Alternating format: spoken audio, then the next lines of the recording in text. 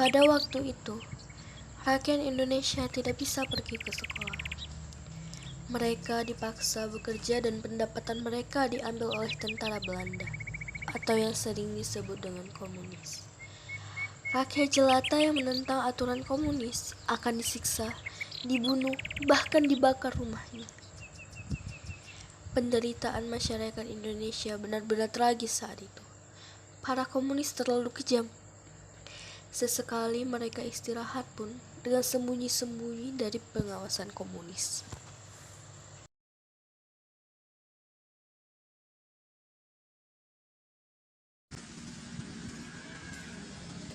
Lelah sekali, harus pulang. Kita istirahat aja dulu. Tapi bagaimana kalau para penjajah datang? Kita bisa pulang udah, apa-apa, itu bisa lagi. Ayo istirahat.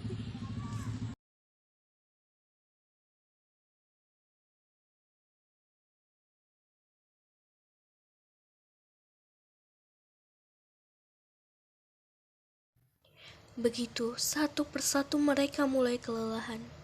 Para komunis yang mengetahui itu pun marah dan memukuli mereka secara membabi buta.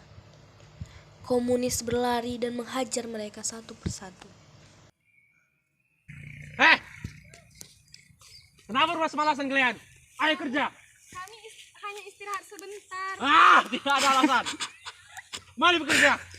Sementara yang lain disiksa dan masih dalam ketakutan dan mengerjakan sawah yang mereka garap. Masyarakat ini mulai muak dengan tindakan komunis.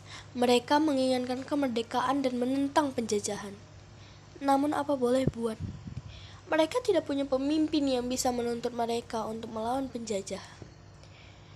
Tetapi mereka tetap berjuang mempertahankan kemerdekaan termasuk anak muda, bangsa Indonesia.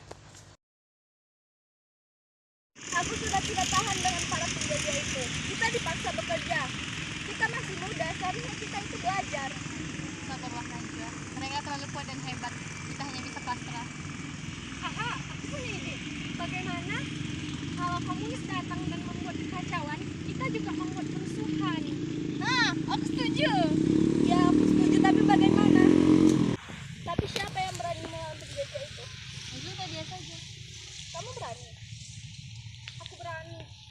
Untuk negara kita merdeka, aku rela.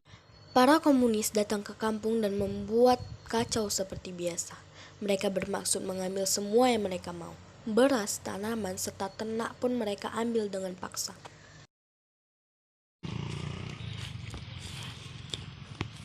Hei orang-orang kampung.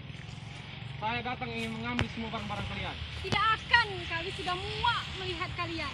Betul. Oh, jadi kalian berani bang saya? Berani? Ya dong. Oh. Mereka yang sudah tidak tahan dan masyarakat lainnya mengelak. Mereka tidak ingin Najwa disandera. Namun prajurit tentara Belanda menghalang-halangi mereka. Ditodong dengan senapan.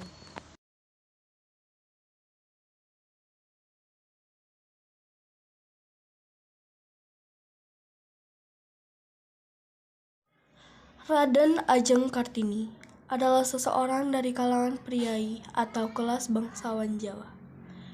Putri Raden Mas Adipati Aryo Songsoroningrat, Bupati Jepara, Jawa Tengah.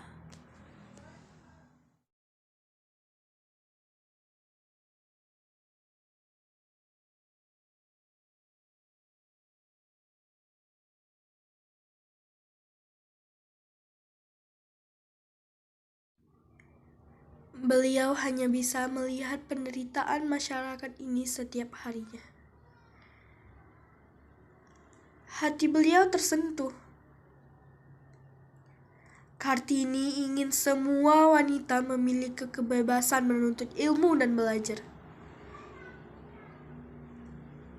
Kartini dilarang ayahnya untuk bersekolah. Sebagaimana ada Jawa pada waktu itu yang masih membedakan antara kaum perempuan dan kaum laki-laki.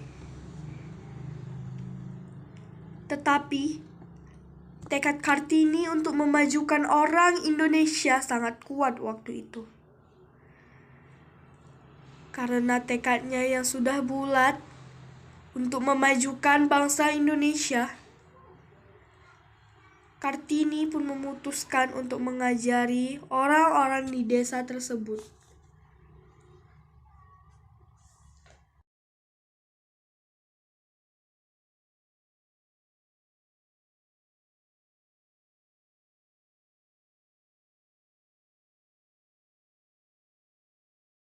Terlihat suasana Kartini yang sedang mengajari murid-murid perempuan berhitung, menjahit, bahkan membuat pola pakaian.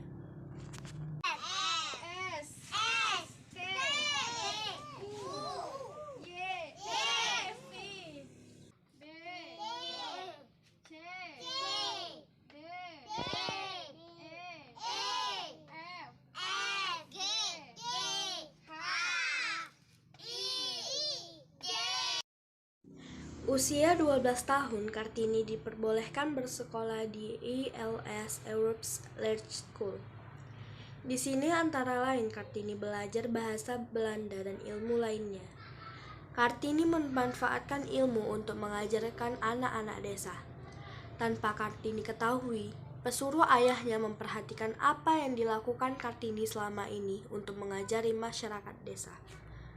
Setelah murid-muridnya pulang, ayah Kartini memarahinya karena tidak suka dengan ulah Kartini yang mengajari anak-anak desa dengan ilmu pengetahuannya. Kartini, ayah tidak suka kamu mengajari anak-anak desa itu dengan ilmu yang kamu pelajari. Tapi kenapa ayah? Kenapa ayah Anda tidak mengizinkan? Karena mereka rakyat jelata. Kamu tahu sendiri kan, orang yang mengenyam ilmu pendidikan hanya kaum bangsawan dan kaum Belanda. Tapi mereka perempuan tidak harus di rumah terus. Ayah, mereka juga berhak mengenyam pendidikan yang baik. Tidak peduli, selesaikan dulu sekolahmu dan berhenti mengajari anak-anak desa itu. Baik ayah. Hingga pada saat itu, Kartini merasa sedih dengan peraturan atau adat yang berlaku di tempat itu. Kesedihan itu terlihat dari raut wajah Kartini yang tampak sendu.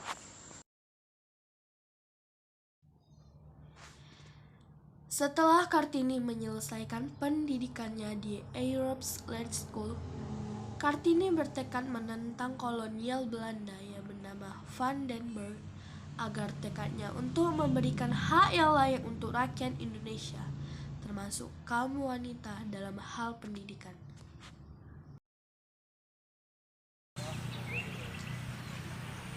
Indah sekali negeri ini. Pantasan dahulu membilang negeri ini negeri surganya rempah-rempah.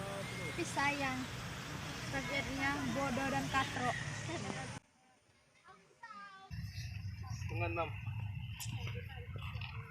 Maaf mengganggu Nyonya, ada surat kiriman dari Raden Ajeng Kartini, putri dari Raden Mas Adipati Aryo Sosroningrat, Bupati Jepara.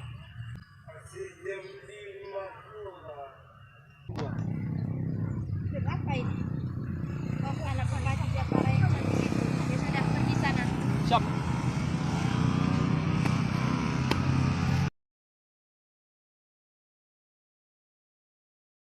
Wahai penjajah yang sombong, saya tantang kau beradu ilmu denganku. Apabila saya menang, maka kau harus berjanji bahwa kaum wanita di negeri ini berhak mendapatkan ilmu pendidikan yang layak serta bebaskan semua tawananmu. Apabila saya kalah, maka saya rela menjadi istrimu. Saya tunggu kau di balai desa. Kartini.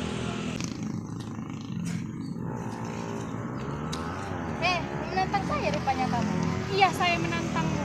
Saya akan mengajukan sebuah permainan dan dari situ kita dapat melihat siapa yang memenangkan di antara kita berdua. Baik, mulailah. Oke, baiklah. Lebih baik mana merah putih atau merah putih biru? Ya merah putih lah. Sebenarnya Anda ini orang Belanda atau bukan sih? Ya iyalah, saya orang Belanda. Jenderal company di sini. Hah? Tadi Anda menjawab merah putih lebih baik. Anda tahu tidak, merah putih adalah bendera negara kebangsaan Republik Indonesia. Lalu kenapa? Karena Belanda ternyata kalah dengan Kartini, akhirnya seluruh kaum wanita di Indonesia dapat mengenyam ilmu pendidikan sebagai konsekuensi terhadap tantangan yang telah disetujui. Kebetulan tantangan itu berlangsung pada tanggal 21 April juga. Sungguh suatu perjuangan yang sangat besar bagi seorang Kartini untuk memperjuangkan hak wanita demi mendapatkan pendidikan yang layak seperti kaum lelaki. Pada era modern ini, banyak kita jumpai masyarakat Indonesia yang berhasil menggapai cita-cita mereka. Mereka mempunyai profesi yang beraneka ragam, di antaranya polisi, sekretaris, guru, dokter, pembisnis, perawat, dan masih banyak lain. Sekarang semua orang dapat menikmati pendidikan, dan mereka berhasil mewujudkan apa yang mereka inginkan dan cita-citakan dalam hidup, yang tentunya sesuai dengan harapan bangsa Indonesia. Dengan segenap perjuangan yang begitu panjang dan mengerikan, akhirnya Kartini dapat mewujudkan cita-citanya. Hikmah yang dapat kita ambil dari kisah ini adalah bersungguh-sungguhlah dalam mencapai cita-cita yang kita inginkan, dan jangan sesekali merendahkan kaum wanita, karena kaum wanita itu mulia.